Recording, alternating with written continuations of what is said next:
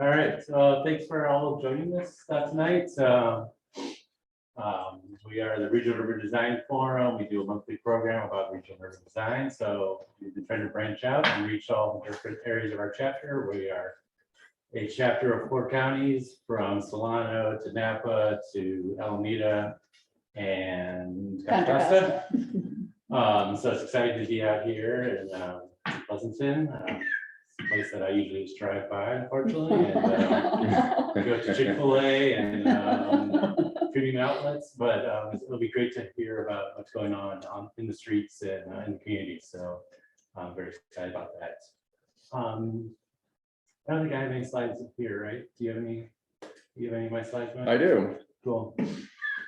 So we typically start these events by introducing a few events that are going on in the chapter and around the Bay Area. You go to the next slide. Actually, we'll go stay there. One more. That out of the way. So momentarily we started. Regional Urban Design Forum is comprised of 3 co-chairs, myself, Brian Strazik. I'm also the current president of the IA East Bay Board. Tyler Kovic is also on the board, and we just had Brian Heismer join the co-chair crew. So I think they're in the virtual world and out there. So please give them a link or a love or something. Next slide. A heart. Yes. So upcoming events. So as part of this idea of reaching all the different areas of our chapter, we have a Young Architects Forum and Regional Urban Design Happy Hour in Walnut Creek next Thursday. Is it close to BART? It is. Everything's close to BART. Okay. Everything. Chapter office. We're all about BART. It took me 2 hours to get from San Francisco to Pleasanton on BART today, though. But yeah. Brian, the thing you're missing from your slide is first beer free. I didn't realize that. All right, that's awesome. And then we have our membership appreciation party at the Brower Center, our new chapter office in Berkeley. So that is December 15th. That's going to be a great event. So you can join us. And then to put on these events, we do a yearly brainstorming session to try to figure out what we should be talking about. And anyone who's interested in being a participant in the Regional Urban Design Forum, or just have ideas about what we could talk about to really highlight what's going on, we appreciate you joining us on January 5th. Spur and the AIA. And Brian, we'll be hosting that at the new Berkeley offices, right? Hi, this is Tyler. That's correct. Thanks, Tyler. Okay. Yeah. Spur and the AIA San Francisco are putting together a little exhibition and holiday party. But if you're going to choose one holiday party, please come to the AIA East Bay holiday party and not that one. But this one ought to be really fun. Our former board member Rudy is helping curate this exhibition. And lastly, this week in San Francisco, 21 museums are offering free admission. So you can go around the city and see what's out there. All right. So tonight's presentation, we're really excited about being here at Dowlin and hearing about what you guys have been doing. We have a board member who's from Dowlin and a future one that's going to be from Dowlin, and you guys have been a great stable influence in the Bay Area, and glad to finally meet you guys. So tonight we're doing a presentation called "To Integrate Affordable Housing Within the Existing Communities." And Lori Moffitt Feldberg will be presenting from she's a senior vice president of architecture at Dowlin Group. So I'm just going to hand it over to you and you take it from there.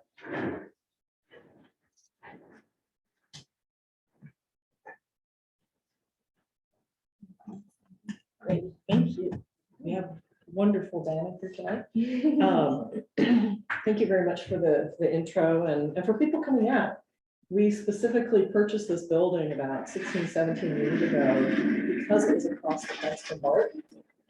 And so when we outgrew our building in San Ramon, we actually went looking for transit-rich location, and it's hard to find a building of this size next to BART. So we lucked out, snatched it up, and did a very heavy renovation and LEED certification on it. And so it served us really well as our main headquarters for Dowlin. So appreciate everybody coming out. and taking advantage of that BART adjacency. And so welcome for the evening. So what's interesting is sometimes when we think about affordable housing, we really hone in on San Francisco, the Peninsula, the South Bay. We do a lot of work there as well, but because this was really what's happening in the Tri-Valley area as a point of interest, we thought this might be interesting for people to see because it is different. The densities tend to be different. The complexities of dealing with neighborhood groups is very different. And so we thought this might be an interesting conversation to start for folks tonight. So with that, how do we get rid of that other thing? This is only what we're seeing in this room, in the room, this is connected to me. Oh, Everyone else is so only they're seeing seeing the this. screen. Yeah. Oh, I love technology as long as I don't have to do it.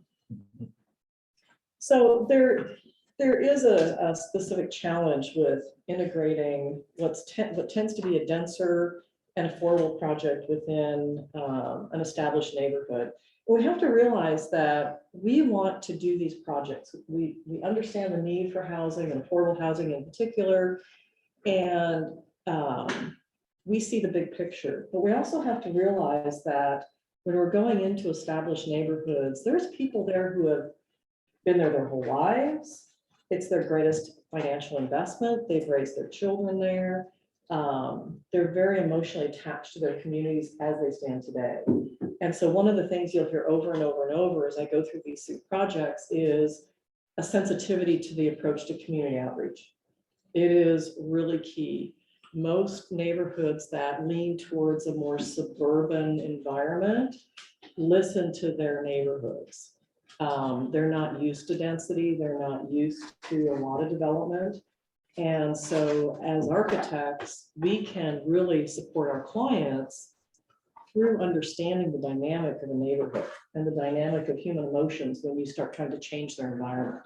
And so it's really critical that we deal with that. This first project, Cottinger Gardens, is a little bit of a poster child. It's here in Pleasanton. If you know anything about Pleasanton, it is not a really progressive city in terms of lots and lots of growth. They're really big on job creation, such as Hacienda Business Park that we're in now. There's several other job centers in town. There's a turn of the century downtown that this project is very, very near. But this project took 10 years of task force meetings just to come to fruition. And it started out as, it's a 4.5 acre site, 2 sites across a street downtown. They were already built. There were 90 units of affordable housing. There was 2 different entities that managed them, and they were really aging. They had mold, they had no ADA, they had no, good energy features. They were just not nice. And so working with our client, we probably spent at least a year with me going to the task force meetings, listening to the neighborhood groups, the council members, staff, everybody, trying to craft a solution that would have community support. At the end of the day, we had tremendous community support. But it takes a lot of effort and a lot of patience that a lot of times we think it's just the building, it's the entire effort to get these things done. And so it's a nuance that's really important. So this is what it became. It went from 90 units to 185 units. And so the densification was a big component of what needed to happen here. And so that was a pretty heavy lift, going from single story little pod things to single story, 2 and 3 story buildings in an existing downtown next to a community park. There's downtown right there.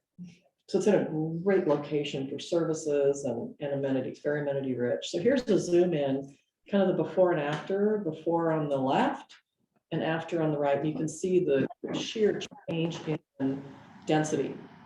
And part of what we worked a lot on with this was the edge conditions. So while there's a large building, I don't know if I can point. Can I point? Yeah. Oh, there's a pointer right there. So there's a large three-story building here to get the density up and a two-story building across the street. We went in and added these little cottages, and the cottage idea really came out of me going downtown and photographing what's down there now. And downtown Pleasanton is from the turn of the last century. There's a lot of cottages from the teens and 20s, little single-story bungalows that have a scale and a personality to them. And presenting that and getting people used to the idea that we can densify, and we can still create an environment that is amenity rich and within the context of the neighborhood. The other thing that is really important is there's this public park right adjacent to the site. And so the interface with that park was really, really key. We worked really closely with fire as well, using this joint use trail as some of our fire access for phase one of the project. And then going in and doing photo syncs, showing the neighborhood group what was going to happen before and after, and the change in scale, but the fact that we were preserving a lot of the existing street trees on the edges, going in pretty heavily landscaped, was a real important component. People want to see the before and after. This was the phase two across the street. And then another component of this particular project was how do we link across the street? And this is a fairly trafficked street. It feeds an entire southern neighborhood. And so working with Public Works, coming up with a solution that really doesn't occur anywhere else in town, allowed us to create that connectivity. Unfortunately, we have above grade power lines right here, which we were stuck with. But this is that regional trail that tracks all the way along the park, you can see on this side. And in order to create that sense of connectivity in one community, because they share amenities across the street, we actually got the city to allow us to bulb out the sidewalks and do a tabletop in the middle of the public road. And so that allowed us to create that urban design linkage across the public street. And it's a heads up intersection now, even though there's no street intersection, you're not going to miss this because of the change of texture, the signage. There is a flasher there, and then the narrowing of the width. And so these are the types of things that, as you're looking at these infill sites, working with the cities to try to come up with some solutions that serve the residents, but also serves the residents of the rest of the neighborhood getting to that public park. And so we got support from the neighborhood groups for this as well. And then this is showing the change of scale and texture. This is actually taken from the public park. And so this play structure is in the public park, but it starts to show how the building yields and creates a courtyard that faces that. You can see some of the cottages in the foreground. And then this is how those fingers connect to that park. So from a neighborhood standpoint, they started to see how the scale of this bigger building was broken down. The other thing we ended up doing on that larger building was it's 3 stories except for part of it where we broke the one side of the corridor down to 2 to relate to the neighborhood that was next to us. So, doing some things like that in the architecture was really important. But this is a historic downtown. We needed to go in with architecture that felt like grandma cottages, quite frankly. This is that bigger building with the amenity space outside. So the character of the cottages translated into the 3-story building. So the next one, a little bit different. It's also here in Pleasanton, Irby Ranch. This was an interesting project because it was a joint venture between a market rate single family developer and an affordable developer. New community. This was the site before, basically just leftover open land that used to be farmland as the city grew up and around it. Edge of town, but direct connection to downtown again. Downtown is right down here. And the Cottinger project is just off the screen. Yeah, just getting off the screen there. So it's very, very close to the first project. This is the after. As you can see, it has a visual texture that matches the neighborhood across Stanley and to the south. And so the densities were fairly dense for single family detached, and then we inserted the affordable project as well. And this was a really important project for the Tri-Valley because it's for it's affordable housing, but for adults with developmental disabilities. And so we're dealing with a community that is working within the spectrum of autism and Down syndrome and a whole bunch of other disabilities. It really influences how those projects are both designed as buildings in their interface with the broader community. So this zooms in a little bit. The slide on the left is the 4 just open land. So we're adjacent to a mini storage. That's always lovely. But it was what was there. And then on the right, you can see the entire neighborhood that was brought in, the single family detached homes, and then the affordable component there as well. So what was interesting about this one, we were part of a greater context, but also creating our own context. And by that, I mean that it had to work with this market rate development that wanted to be integrated, but also wanted to have its own sense of community. And you can see how things really come together. What I like about this image is you start to see Stanley Boulevard out here. That's the main road.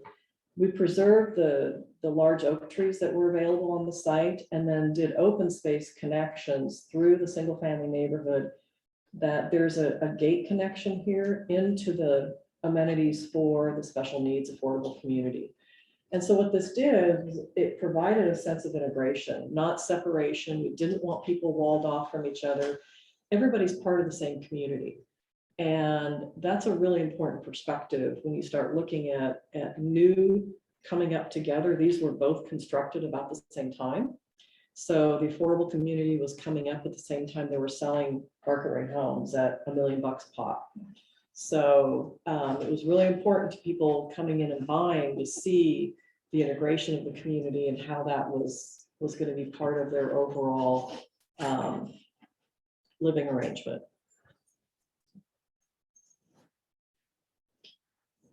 The other thing this community has is this building in the foreground is actually the community amenity building for the affordable.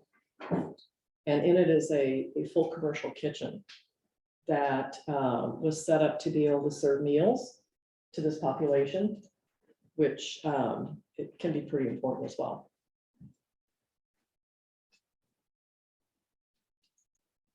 So it shows you a little bit of the ground level. So there's a fence for security reasons, but there's a real transparency between the for sale community and the affordable community.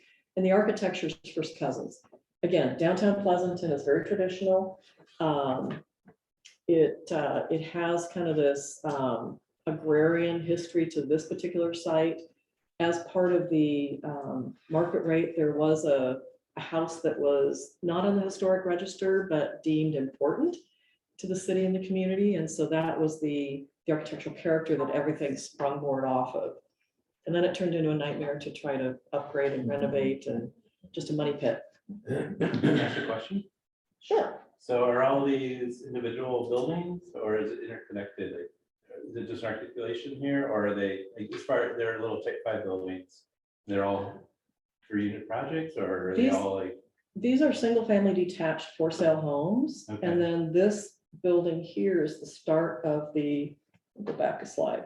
These are all individual homes. Single family detached 2 and 3 stories.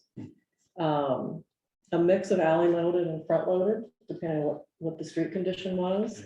And then they've all got different configurations of private courtyards, private yards, enhanced porches, things like that. And then this building in the foreground is the residential building for the affordable community. Yeah. And that's all one big building? It's one building, it's 2 stories. Huh? Yeah. Yeah, but again, that architectural style needed to work with the sloped roofs, work with the articulation, work with the character, and then do other things like provide enough room on the roof for solar and things like that. So you've got a lot of masters when you do these types of buildings. Lori, how did it become both market rate and affordable?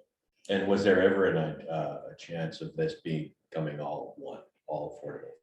Was there No, any? Okay. it started as a market rate project and a negotiation between that developer and the city and Sunflower Hill, which is Sunflower Hill and Saha that developed the affordable component.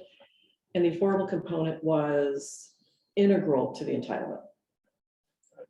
Very, very integral. Without the affordable component, the entitlement on the market rate probably would not have happened.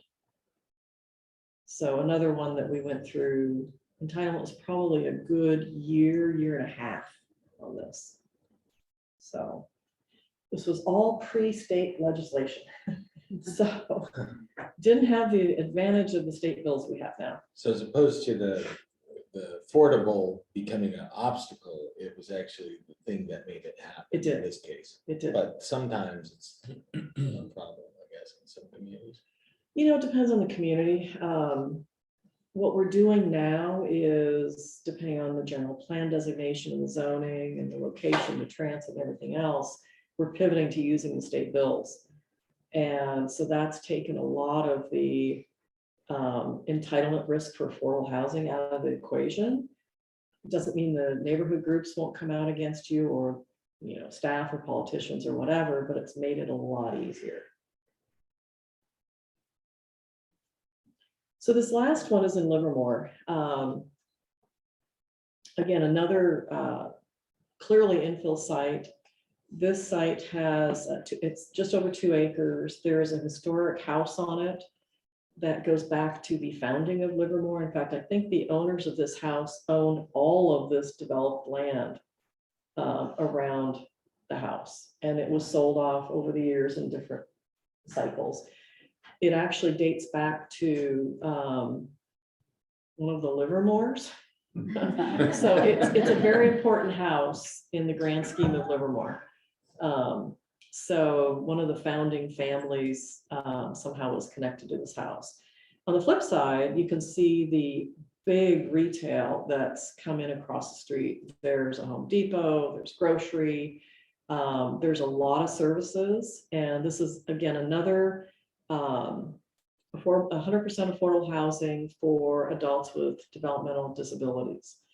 And the access to services is really, really critical for that population.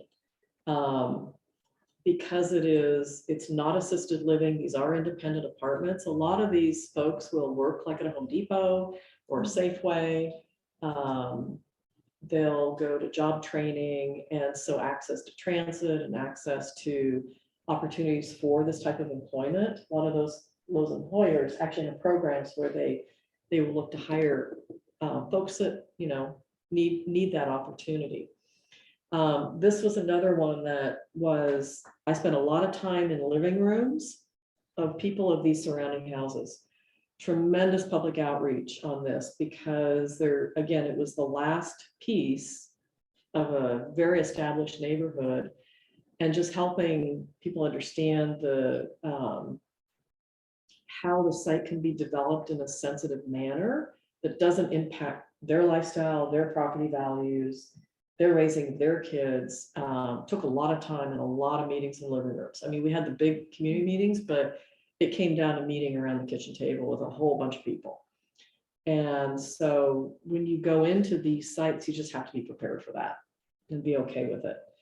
So it was essentially a house with, they had bees, they had old orchards, they had, you know, it was starting to be in disrepair because it was just aging. And so this is an aerial of the new community. So we added 44 units, and then we renovated that existing house. It had some really fun things, like the wall. It had a basement, but the foundation walls to the basement were collapsing, and so that was quite its own little project.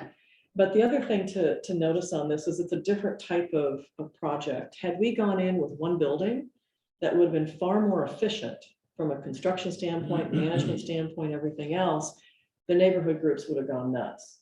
And so what we did is really showed them that we could come in with 44 units that they couldn't fathom on 2 acres and come up with buildings that are very much the same scale and massing of the homes that they live in. And you can see from the roof plans, it's very much that way. The buildings, even though the density is significantly higher, the buildings really aren't that much different in scale than a single family house. It's just how the homes within the buildings are designed and put together. And then the respect for that existing homes. We really made that home a focal point from an urban design standpoint to really celebrate that as part of the community. So this is the site plan and the layout that we came up with. And it really came into how do we do 1- and 2-story apartment buildings along with a multi-purpose building that has all the amenities surrounding this existing 2-story house. The other thing you'll notice is with this demographic, there's very little parking. The residents don't drive.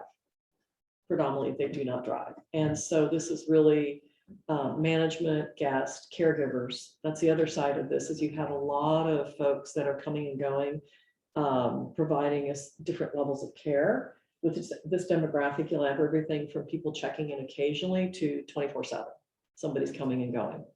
And it's just the reality of how you create an environment, a lifestyle environment for people that at all ranges of that spectrum again. As you can imagine, ADA is a huge issue for this type of community. And that was, part of what we talked about as we went to 2-story buildings for some of this, is that not all the residents need full ADA, but really paying attention to where you needed to provide it, make sure it's really well provided. So this is the before. You can see the house in the background. It's a lovely house until you got into it and really started seeing how it was in need of repair. But we really wanted to work with that architecture and make sure that we were a cohesive community. We didn't want it to feel like it was kind of a leftover thing. And so this is after. And we created a village that took the cues from that architectural style and obviously densified it, but it is a neighborhood scaled community that way. It's just finishing construction, so we haven't even photographed it yet. So little early for prime time, but it seemed like a good conversation for this. And the idea of the connectivity in village was really important because a lot of these folks won't leave. This is where they'll live. And so the ability to move around within a community, have different places to go, have the community gardens, have the community rooms, all of that is really, really important from an urban design standpoint. What's the size of units? Not area necessarily, but it's bedrooms. It's a mix. There was some that were more studio apartments up to maybe 2 bedrooms. It's a real mixed bag. And so the 2 bedrooms also were trying to debate how do we provide space for folks that are caregivers within that environment. When you're building, but you don't know who's going to live there.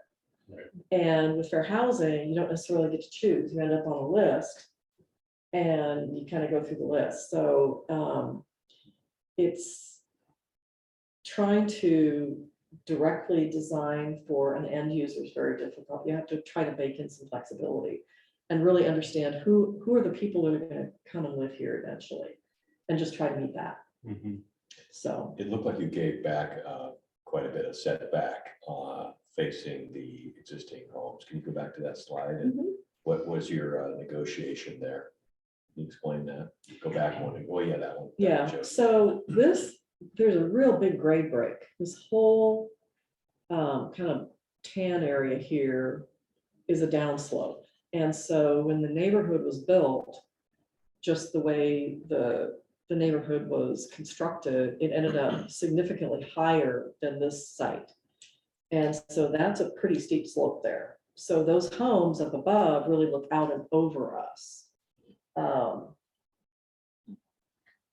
So, and it was a big deal to the neighbors not to have big flat buildings on the edges. They wanted smaller scale, the ends of the buildings really facing those neighbors. And, you know, some of the negotiation was, you know, with particular neighbors, okay, we're gonna move that window. It was down to that level. Wow. Of, okay, we'll move that window over here so your yard maintains its privacy. So, which is, again, very different than we do in San Jose or Santa Clara, you know, with these bigger buildings. This is a real fine grained negotiation. Same thing happened in Conjure. Yep. Yeah. Who is living in when you talk about this population? So it sounds like they're gonna be living in these and not moving around, Mhm. which leads me to ask the question, what's the selection process by which these individuals gain housing in this community? Who's controlling those decisions? So I know a little bit about it. It's fairly complex because of fair housing law. And so you can't pick and choose. It ends up with a waiting list. Usually when we But do. is there an this- agency involved? Is there? An agency, like a state agency or the city? or Oh, I'm something? sure they're very involved in watching who gets, how the list gets Okay. handled. I know that many times, like project over in Daly City, we finished 5-6 years ago. It was 57 units. We had 3,500 people on the waiting list. Oof. So it is kind of a start at the top and work your way through and verifying income levels, you know, verifying, you know, that they qualify for the various levels. And some projects will have, they'll go down to 30% of area median income. I mean, it's very, very deep. And so there's a lot of verification that happens along the way. And some of them are mixed. Mhm. Seniors tend to be very, very low income, whereas family tends to be a broader range. But it's heavily regulated. And thankfully, we don't get involved in the process. Yeah. Yeah, but the funding is just as complicated. These projects may have 10, 12 sources of funds. I have two questions. The first one goes back to the first project that you showed. Okay. You said that those cottages were there for quite a long time. Where did those cottages come from? What was the origin of the original? The original project Yeah, was built as affordable housing. when, what year and for who? I want to say it was built like in the 40s and 50s. It was old. Yeah.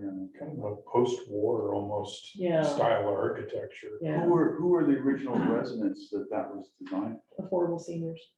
Oh, so that was a senior project too. That was seniors, yeah. The first one was seniors. Maybe I didn't say that. The first one was seniors, 100%. And then these two were adults with developmental disabilities.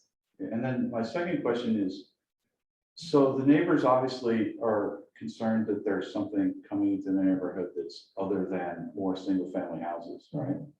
But I mean, these populations seem to be super benign, right? And, you know, it doesn't seem as if that, I mean, what were the neighbors' big objections to having these new populations move in? I mean, these are nice people, you know, they're old people, they're disabled people. Yeah, I mean, these aren't mothers and, you know, like, right, they're not even families with of strippers' kids. Right? yeah, So, yeah. you know, what was their big See, problem? man, now that's just racist against strippers. I mean, So, it's interesting because it has roots in the bulk of people fear change. right, And it's new and it's different, and so it's Did they, sorry to interrupt, I'm just curious, did they say change specifically? Or what were the things that you heard like over and over again when they were voicing their fears about these developments? change is a big one, So they and it actually does used come the word up. Yeah, Change. Change I to their want- neighborhood. I It want means their anything to neighborhood change. will change because new people will be there. New people, different people, whatever. So they.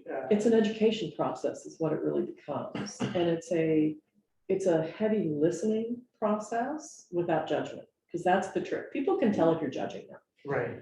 And if you're just listening and trying to understand, and what can we do as designers to be sensitive to those things and still make sure our projects are viable, well-designed, all those things. But if we're really, really listening, there's nuances that can actually make the project better. So, when they express their fear of change, is it that, this is kind of an abstract question, but is it that they want everything to be static forever? Is it a desire to remain in a static world? Or is it that change could be good or it could be bad, but it's unknown? So I'm just gonna say no. Like, is it more? It's a combination of two. I mean, and you could pick any topic that's going on. There's a fear of change because they think it's gonna be bad change or different change. You pick a topic and it's gonna be the same reaction. It's a human reaction. Right. It's not a development reaction. It just happens to bubble up for us because of what we do. Do you ever engage them, like when they start talking about change, do you ever say, oh, what's the worst thing that can happen? Just to get them to like elicit like their specific Oh, you don't have to ask the question, they'll tell you. So I got a cute story about this one that's up, because this was, there's history of this entire neighborhood going back to the original owners of this house decades ago that sold off chunks for development. So we were in front of planning commission with this and people were testifying against it. And a neighbor who is not in the new homes got up, and she was probably 85 years old. And she said, you know, I lived here before all of you lived here. And I didn't fight your homes coming in to my neighborhood. Right. Why are you fighting these people having a place to live now that you have your neighborhood? It's like, oh, can I hire you? You know, hallelujah. And what's interesting is you'll get that from folks who have been in neighborhoods a really long time, because they've seen a lot of change. But it's people that have moved in the last, you know, generally 10, 20 years that they're not ready for change. But once it got going and got done, everyone was fine. They all embraced it. When I was listening to you talk, sorry, I was thinking my last one, dominating discussion. It sounded like the three things that I heard you say were they were afraid. As you said, this was the neighborhood where they raised their children, so it was a concern for the well-being of their children. I just spaced out. Never mind. I forgot the other two. People have an emotional tie to where they live. Yeah, And you can use logic all you want, but you have to listen to the emotional side too. right. Well, on this one, Avance, early on, everybody's concerned about those people, that group, this demographic moving into their neighborhood. But what they don't realize is that there's like 600-700 individuals that would qualify for these 40-some units that are already living in their community.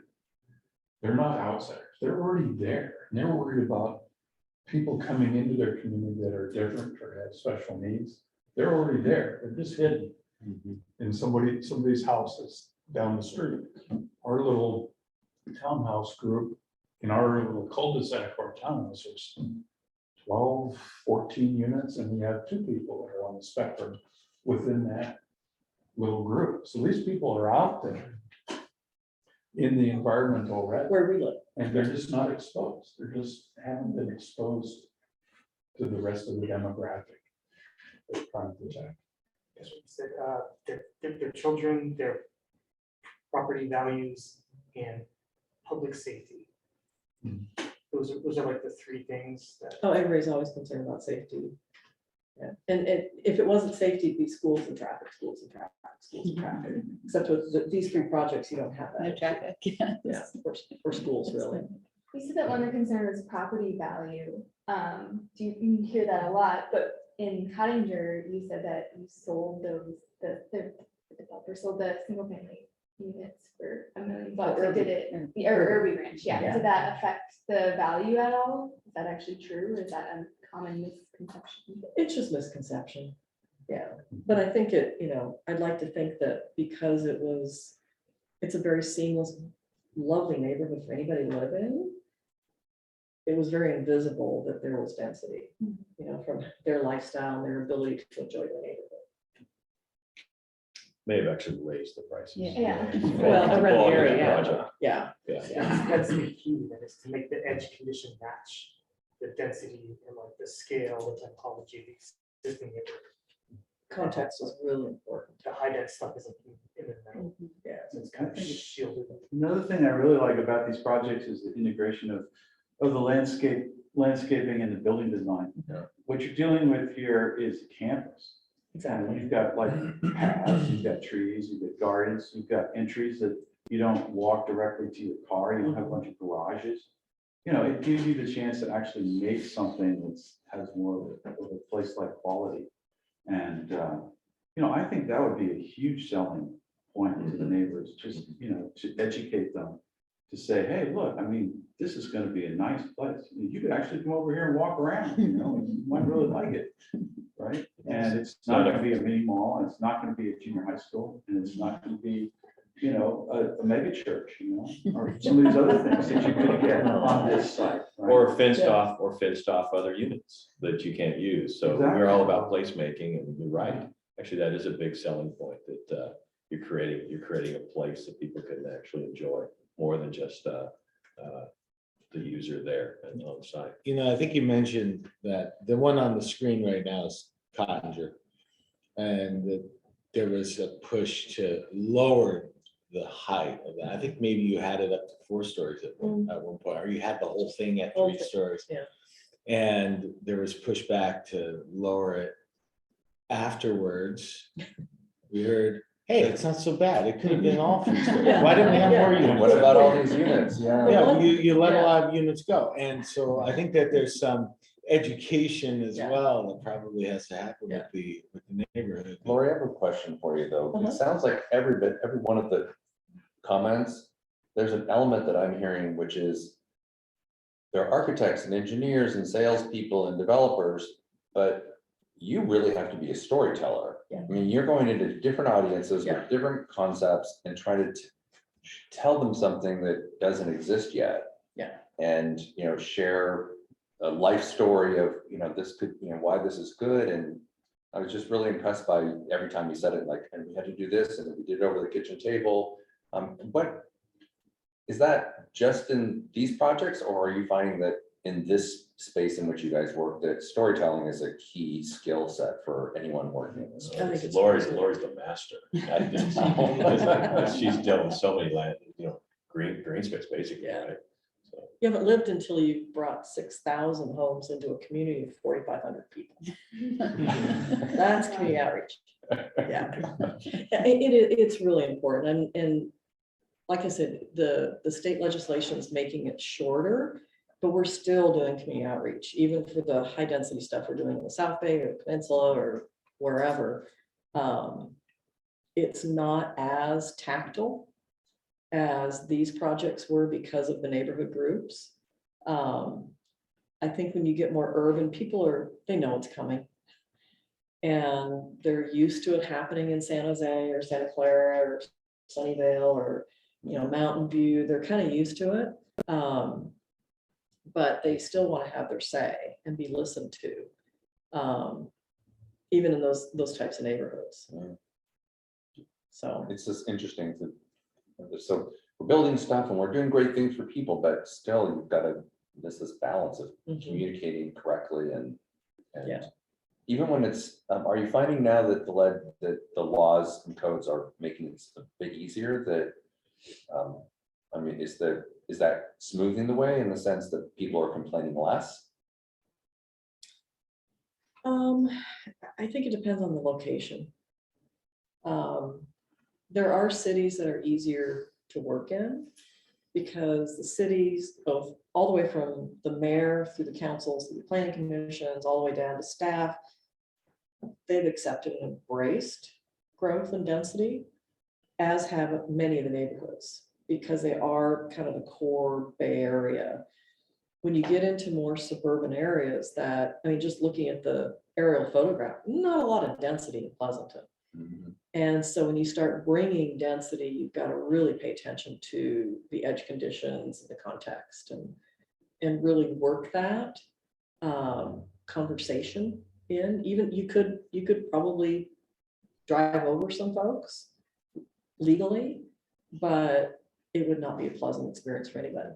Everyone's still gotta live there after Right. all this is over. And, you know, we do work over and over and over. We're a big enough firm that we don't want to alienate entire communities. Does it help in your persuasion that you've done so many projects that came off nice and didn't disrupt the community? Yes, You've used that as a tool. to- Absolutely. Look, we didn't ruin it for these guys and these guys. Yeah. absolutely. What are some of the tools that work best, like visual representations or bringing someone in, tell a story, one-on-one conversation? I think it's a toolkit. And then you pick and choose from the toolkit, depending on what's the makeup of the neighborhood group. We just did one for a project in San Jose. It's 2 buildings going in. It's replacing 2 two-story buildings with 2 6-story buildings. And that neighborhood knows it's coming. And so we gave them choices. We picked out things in the architecture and the landscape and said, okay, do you like this or do you like this? We picked things that we thought were good either way. We had our preference, of course, but we could live with either way. Down to the color of the building. Color is not the hill to die on. I can come up with, 2 or 3 or 4 good color schemes, then let them pick. Oh, okay, they happen to pick the one our client liked the best, but we let the people pick. And that creates, lets them kind of be part of the authorship. Exactly. And they're buying, exactly. Yeah. Can I ask a question about Pleasanton? Since 2 of the projects were in Pleasanton. So now that the state housing quotas are coming out, everybody's having to rewrite their housing element. And I'm in an office with a guy who's doing like 5 of them, including San Rafael and a bunch of other towns. Is the feeling in Pleasanton that their existing historical downtown needs to be preserved and that's not where they're going to put the density? Absolutely. Or is it, where are they planning, where do they, in meeting the housing requirements, where do they imagine, the 3 and 4-story buildings going? Hacienda Business Park. Really? In the Oh, and business mall. Stonebridge. Stonebridge Mall. They developed in Stone Ridge? So are these dead malls? Are they? Yeah. It's dying. Going to be. The nordstrom is gone, so it's. Yeah, it's already in the works. How wonderful, how wonderful, I like that. Yeah. So they get to keep their nice historical downtown and they take these stupid Yeah. malls and they make them into something. Yeah. Yeah, okay, So- that works. I mean, how did the development around Burke go? I mean, that was probably not a lot to say from neighbors, and there's not a lot of neighbors there, right? Right, and so, the 580 corridor and just kind of coming off of that is where the density in Pleasanton is really happening. It's not happening in the infill sites in the neighborhoods. I mean, the last round of housing elements, I was going to all the meetings because I had multiple clients that were interested in what's going on. And neighborhoods are organized, they print t-shirts, they've had all their kids in t-shirts, they'd all come in inside. There'd be, 100 people from one neighborhood show up because one site might go to high density. People are very passionate about their neighborhoods. Have you guys done any single family neighborhoods as Oh, many, Gollum Group? many, yeah. Yeah. Our roots are in housing, anything from custom homes to mid-rise, really. Higher. For high-rise High-rise. now, for 45 years.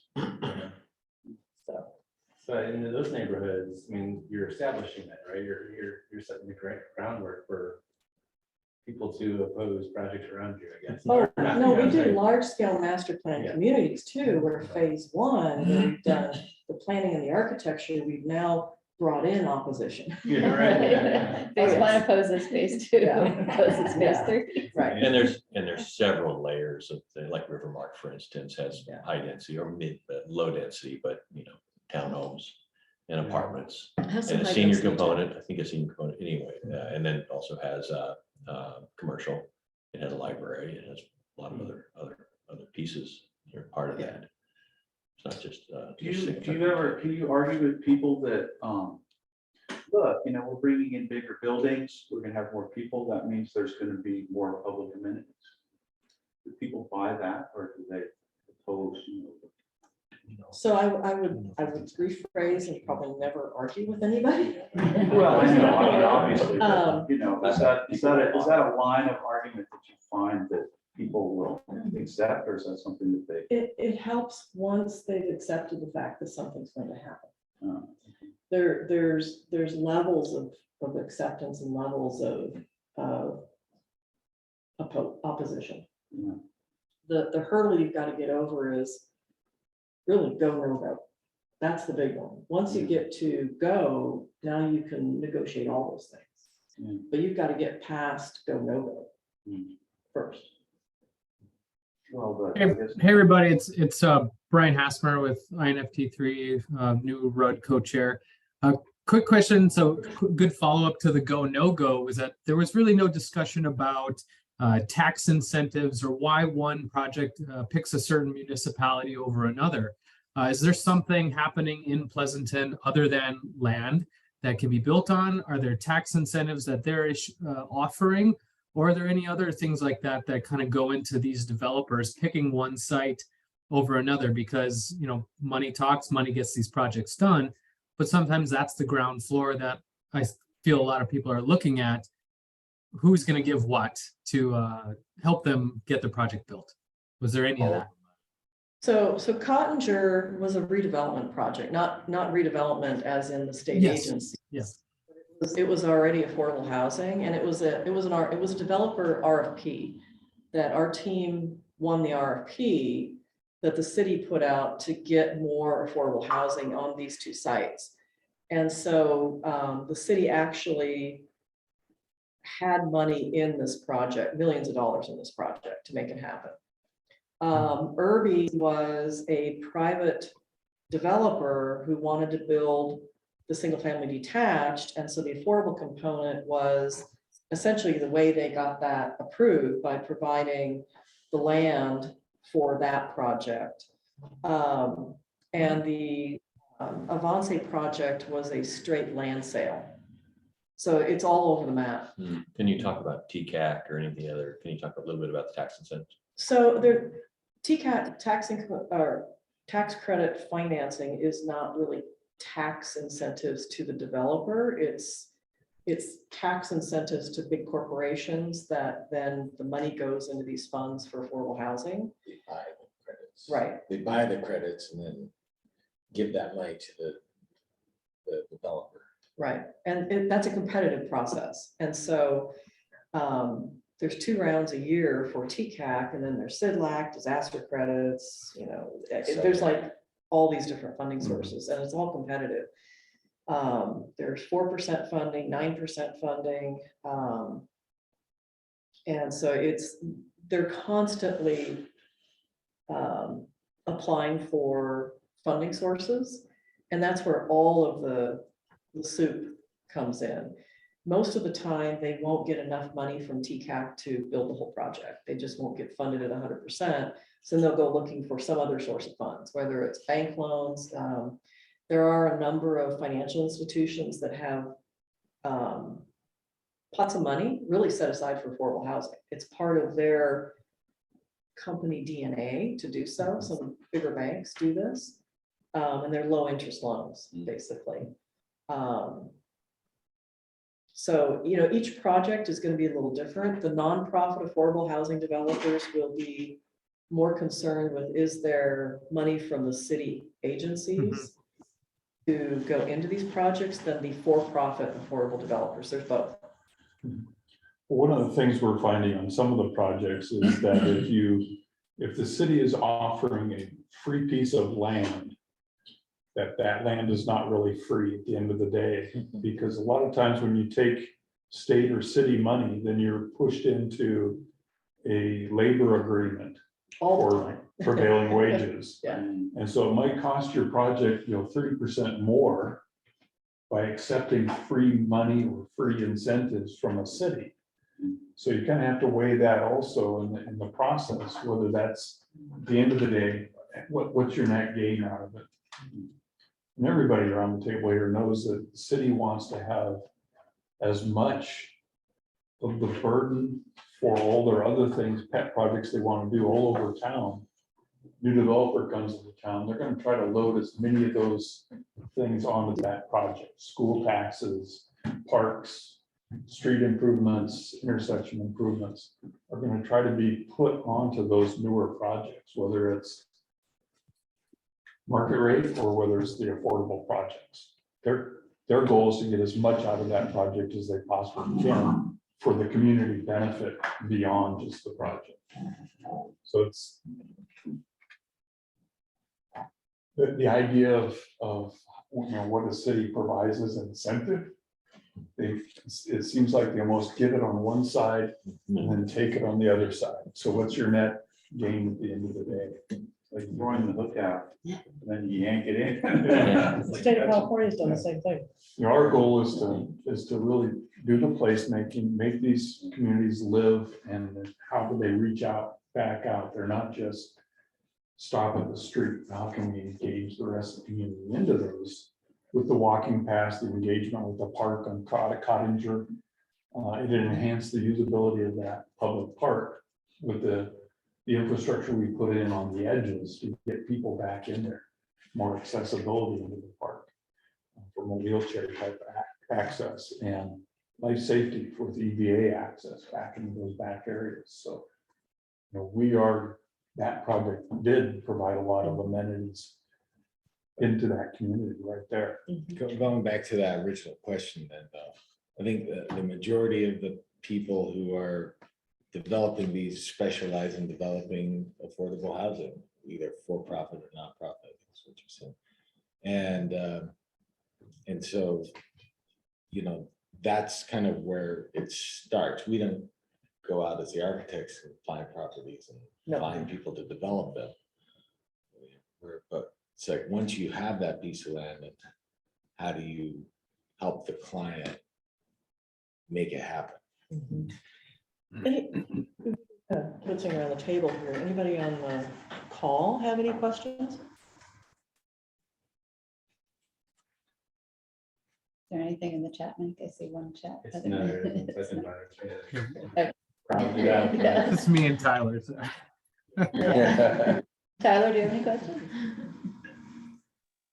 No, good conversation, but I don't have any questions. Right. This is Brian Hasper again. I mean, I think the costs of these developments are interesting if you could kind of look under the hood. And I know that's a much longer meeting than, but when I have a client in Sonoma County who chooses to take $0 from any public entity, and it's the only way that they can kind of keep all the cards in their hand. And then smaller developers in the San Leandro East Bay area who are just getting slammed with the development costs or the the kind of development impact fees, even for duplexes. And it's challenging, for the mom and pop duplex builder or small contractor, homeowner developer to get these done. And knowing that there's a lot of incentives out there for the bigger developments that are doing arguably a air quotes, greater good for the community, as opposed to a duplex in your backyard, even though that's multifamily housing on a small scale. But great projects, really beautiful landscape, really wonderful work. Thank you for sharing it. And hopefully it's inspiring to the rest of us that are kind of closer to the ground right now and getting a start in multifamily housing. So thank you for sharing. Definitely learned a lot. I had a question about around the finances. San Francisco affordable housing is notoriously more expensive than affordable.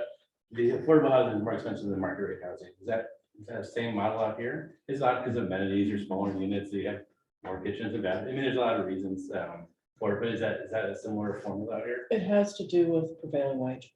And prevailing wage, yes. It adds 35 to 40%.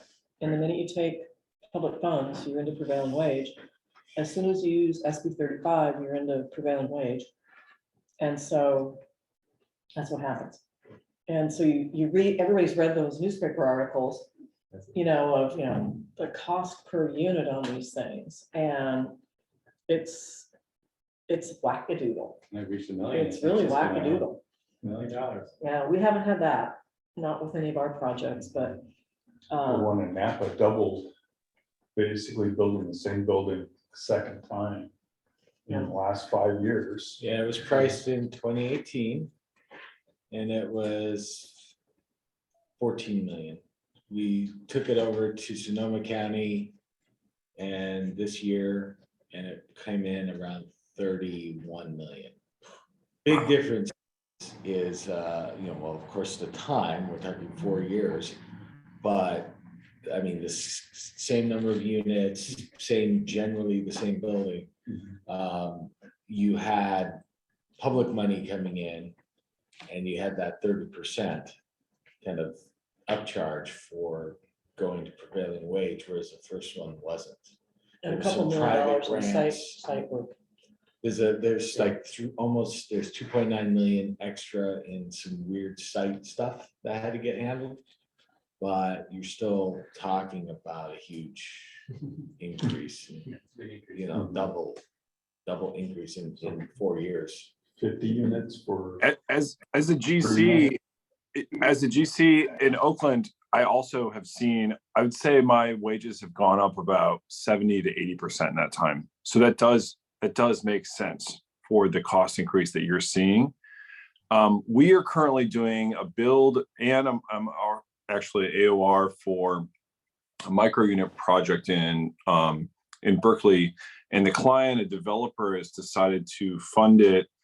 Basically, they're funding it through a bank, but they have a master lease that's funded 60% by City of Berkeley funds, and and that master lease is going through a third party who staffs the project with a full-time 24-hour nurse because it's for unhoused folks.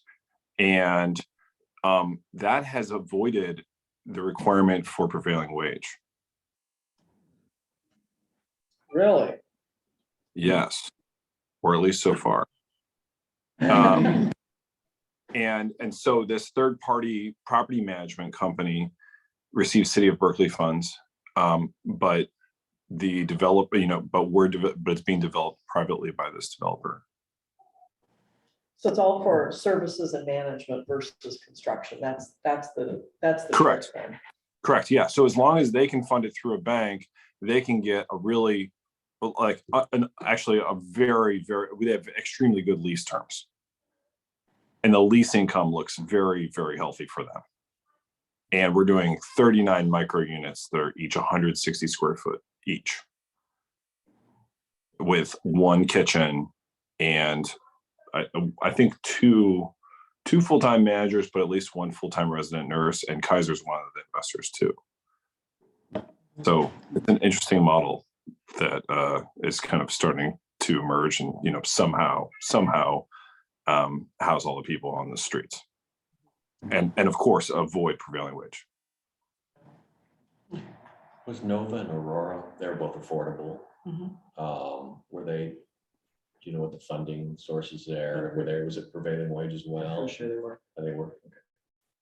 We didn't show any of the high density or higher density work that we've done in Oakland. Yeah, no, this was focused on just the I tri-houses. understand that Pill Hill and Oakland, but I was curious because he was talking about the Berkeley Oakland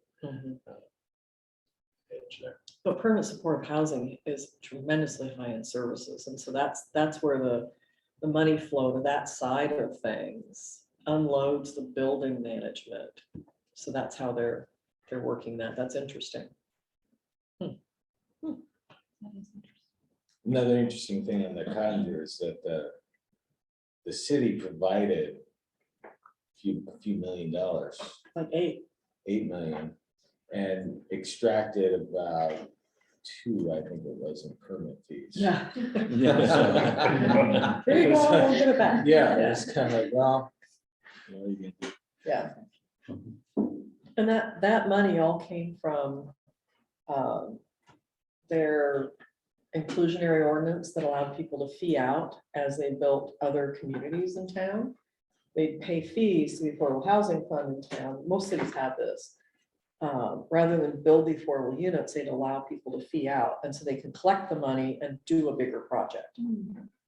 So, That's like In the In fees, lieu of yeah. fees, Yeah, and so in some Yeah. communities, you'll see people are outraged that the housing isn't affordable, that it is market rate, but then it's another point to remind them that that market rate housing is paying fees to Yeah. then later build affordable. We actually part of find the that story. people fight our market rate projects far more than the affordable projects. Why? Because it's bad for, particularly affordable seniors, it's just bad form to be against grandma and apple pie. Yeah. Oh, okay. But it's not to be against, you know, the new yuppie apartments moving in next door. The developer wants to, make a bunch of money off their Right. community. Right. Well, Cottinger was at a tipping point in the existing architecture that was there was garbage, Needed to it be was built bulldozed. economically to begin with. So it was in dire need of repair, and Yeah. it did not meet the accessibility requirements that we could incorporate into the cottages a lot easier than we could accommodate that retrofitting the existing structures that were there. So there's a, somewhere the lines are crossing when these things become, when is it better to, scrape it Right. and go versus trying to rehab something and Band-Aid it along for another 10 years. And then 10 years from now, I'm gonna do that again. I toured that On the project. before they tore them down, Uh-huh. and I couldn't believe people lived there. It was that They're bad. awful. I mean, the carpets were rotting, the walls were Mhm. falling down. It was terrible. Everything was. But I locked. could definitely see the other one with the house. Which one was that? Avance. The Avance. People going, hey, that house has always been in my neighborhood. I drove by it when I was on my bike when I was 8 years old, and I knew the old man Livermore. And I don't want to see any change happen to that. That's a cultural touchstone. So it's pretty good that you were able to develop a solution that respected that, which probably came from the listening and the hearing. Is that part of the development now? I mean, are they using it for any other use? Management residence. Management residence? Mhm. Okay.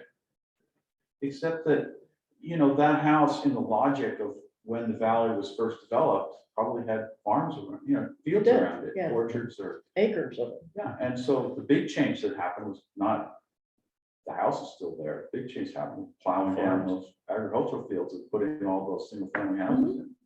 I That mean, was that my just totally elderly cut the lady's house point. off from any kind of historical reference. So in kind of reinventing that house for a new purpose, I think you could really, that's a real positive argument. And that's a wonderful thing that you did.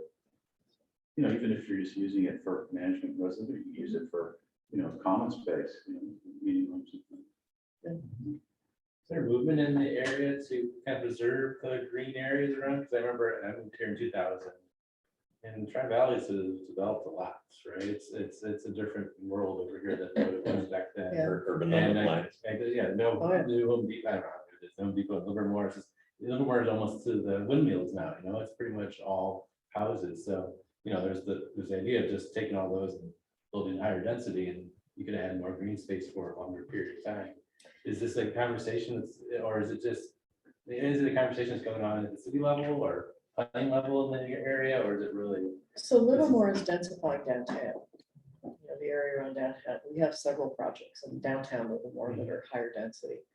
They're not built yet, but It's cute down there, it's really nice. it's very cute, yeah. And One is so, One is built on railroad, right? I'll think of the name. So, go ahead. the Eden project? Yeah. No, it's in a lawsuit. Oh. Should be built by now, but no, it's in a lawsuit. That's the other side of things. Is They'll sue you. that common? Does every project have a lawsuit? Just No. inevitably like they- No, not really. The bigger master plans can, because they're suing on sequel, they're not suing on design. But, so yeah, I mean, Livermore's got some funky things like when you look at North Livermore, it's like all the development has to be within a 2.5-degree plane Oh, really? That's pretty cool. along 580. Preserving viewport. Views of the hills. I mean, there's some very technical things that the jurisdictions have each done. Dublin has probably been the most growth friendly. has grown incredibly fast. Pleasanton is, protect the ridge. Views of the ridge. Yeah. Southern seems Hills, to yeah. Be the primary is adult down here on the flatlands, leave the ridge alone. Yeah, for an open space amenity for everybody. And they're working on adding to that amenity as a city too. And expanding capacity of the trails. I think it comes down, Do you guys ever employ any of those missing middle housing theories from Opticus in your design? So the missing middle, missing middle is difficult because of construction costs and land values, bottom line. And then you layer in impact fees. So in the valley here, it's about $127,000 a door in impact fees. So when you start layering that in on top of land value and construction cost, and then you add $127,000, that middle goes away really quickly. And so the reality of the missing middle happens at all levels. It's not just about, can we do triplexes in the neighborhood or something else? I'd say, yes, we're doing that kind of work, but it's not as simple as a design solution. The economics are what whacks it. I mean, the region here is in the same middle for the area, right? I mean, it's like, it's much cheaper to live here than it is in Oakland or San Francisco. It's kind of is that missing, it gives the people that opportunity to buy cheaper housing. I guess it's It's all increasing. relative, yeah, Right. yeah. And then what percentage of the people that are, kind of moving into these new units are actually working in the area, and what percentage of them are commuting out to, say, San Francisco? The jobs housing balance is always difficult. The only time I've ever seen it work is Bishop Ranch and Canyon Lakes. Where's Canyon When Lakes? Pac-Bell and Chevron came into Right by San Bishop, Ramon. Okay. San Ramon, into Bishop Ranch, they both announced they're moving out of San Francisco right as we were entitled to Canyon Lakes. And it was, how fast can you build 3,000 houses? Because these employees are. It's the only time I've ever seen that actually work. Cities want it to work, but might work for one spouse, but then the other one's driving somewhere else. And so, and it wasn't on a transit corridor either, 680. no, this was 20 years ago. I'm just saying, it so- wasn't on transit corridor, on like It's on- 580. Right. When you say entitled, is that a service that you're providing?